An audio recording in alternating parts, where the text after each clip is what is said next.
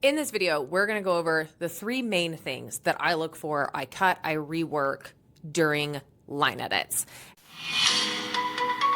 Welcome back to Chats and Chapters. I am Caitlin Howarth. I am a book editor. I am writing my first book. And on this channel, I talk about, you guessed it, editing and writing, self-editing, all sorts of stuff. So if you want to stick around, follow everything, learn how to become a better writer, get better at your self-edits, then subscribe so you can join the Chats and Chapters tribe. I deleted 50 pages from a line edit and I want to talk to you about it. Disclaimer, this is not a bash on this particular author because I love her. She's amazing. Because I cut 50 pages doesn't mean that it was bad. It just needed to be tightened. Most authors are going to be overwriters or underwriters. That's just like you, it's very rare for you to really fall in the perfect middle naturally. You get there through revisions, editing, all of that. So you're either going to fall as an underwriter or an overwriter. I have learned I'm definitely an underwriter. Oh, hello, babes. Ridley says hi. I am definitely an underwriter, and that's why I decided to start with a zero draft, because I know I need to get the bulk of it out and then I can expand on it there, add more details. This author is an overwriter. It is absolutely amazing to see her brain come alive on the page. It's just the way that I see the gears turning on the page with how she writes. And there's nothing wrong with that. So I'm not saying anything about this author. She's great. I'm just going to share the specifics that I am looking for and that I will really concentrate on during a line edit. Do I do a lot more than this during a line edit? Yes. Why are you chewing on my ring, you little turd? No.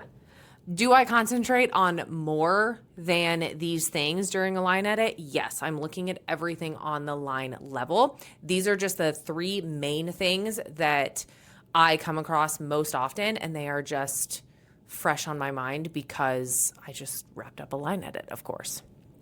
Please excuse my very sunburned face. I was a little too excited about going to the pool yesterday, and here's the thing. I don't know how I got sunburned because I had a hat on the whole time. And I'm just wondering if it was when it was like hitting, because this is from my sunglasses and stuff, or the hat line. I don't know. So ignore me looking like a hot mess, all right? In this video, we're going to go over the three main things that I look for, I cut, I rework during line edits. And the first of those is going to be filter and filler words. This is something that I teach inside the revision roadmap program. It is a very common thing that authors will default to. Usually she doesn't bother me while I'm recording, but today's a day. And I think she's a little sad and lonely. So we're just letting her live. But filler and filter words. Filter words are words that are often used to express sensory experiences, and they create distance between the readers and the characters.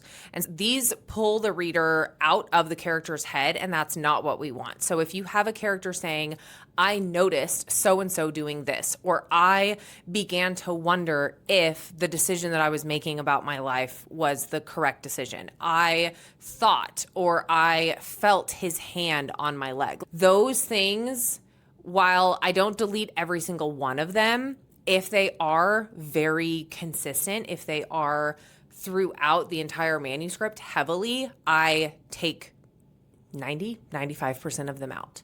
So sometimes filter words can work. Most of the time, they pull the reader out, and you can simply say that whoever is doing the action, instead of saying I saw or I realized or I watched them or I noticed them doing it, just say so-and-so did such and such action and cut out the filter words completely. Filler words are excess words that don't add anything to the sentence and they just make it clunky. I delete a lot of hads and that's.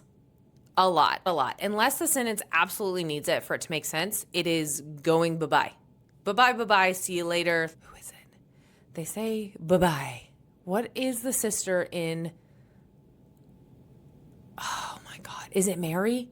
Is it Mary that when she's like explodes, she's like, bye-bye? Yeah, I think it is. Okay, anyways, just some... Oh my God. Sanderson sisters. The Sanderson sisters. Okay, like I was saying... Had and that are big ones. Just is one. You have almost. You have a baby clawing at my chair. You have hardly, actually, clearly, basically, really, quickly. Just descriptive things that don't need to be there. You can find stronger words for them. These are ones that I will rework a lot, or I will just completely remove them depending on the sentence. I tend to keep these. Oh, hello. Okay. I tend to leave these if it is in dialogue, as long as it's not overdone in dialogue, because we do speak like this. We do say, oh, I almost made it, or I had this thought. That does happen in dialogue, but within the narrative, I cut them if at all possible. And I don't keep them in all dialogue. I think for some characters, it makes more sense maybe, depending on the character voice and all of that. But for the most part, I will delete them. I'm like worried she's going to bite me because she's going to be annoyed that I'm talking. Those are filler and filter words. Those are major things that I will cut, rework, look for during line edits. The second thing that I concentrate on heavily during line edits is redundancy. Hi, babes. Hello. Oh, thank you. That was way more of a kiss than I anticipated. Okay. Redundancy. I have this written down on my handy dandy notebook down here.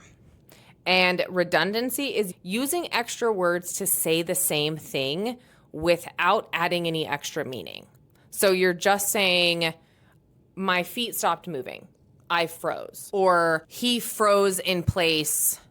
He looked like a statue. Repeating essentially the same thing in just 2 or 3 different ways. For that situation, you want to pick the strongest description. Pick the strongest description and delete all the other ones. Full stop. Just delete all the other ones. Okay. I put the baby in her bed. She's being crazy. So redundancy is explicitly repeating the same thing without giving any extra context, any extra description, any extra anything. You're literally just using different words to explain the same thing. Now, repetition is doing or saying the same thing multiple times.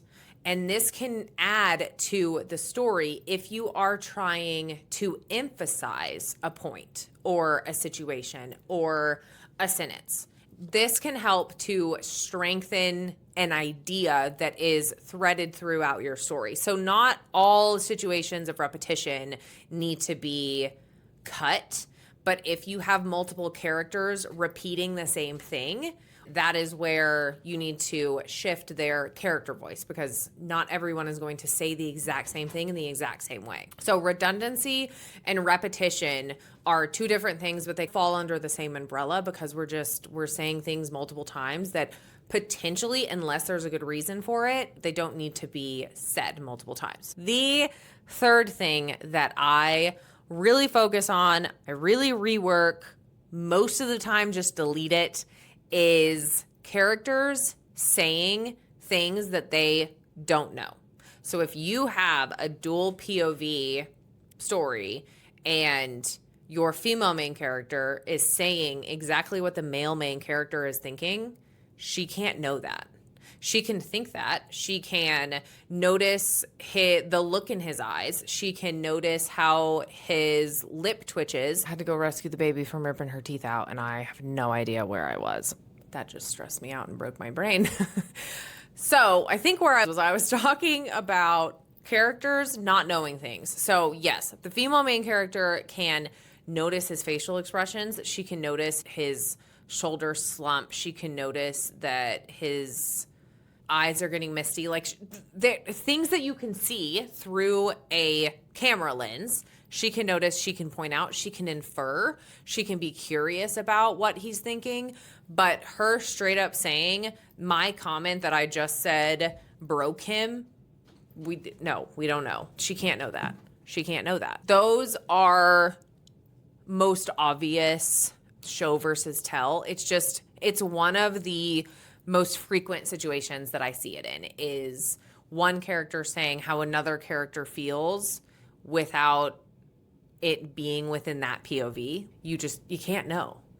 Unfortunately, we're not mind readers. As much as it would be fascinating if we were, we are not. Those are 3 of the main things that, I guess maybe 4, maybe 5. If we're looking at repetition, redundancy, filter, filler words, and then character saying things that they can't possibly know. Maybe 5, but really 3 main ones. I hope you found this video helpful. This is how I cut 50 pages from a manuscript. It really is just about focusing, obviously, on the flow of the story, of how the characters are talking. Obviously, if there's repetition within, like she sits down on the couch on the bottom of the last page and then she sits down on the couch like 2 paragraphs in later, like I'm going to cut one of those wherever it makes sense because she's not sitting on the couch twice without standing up one time in the middle.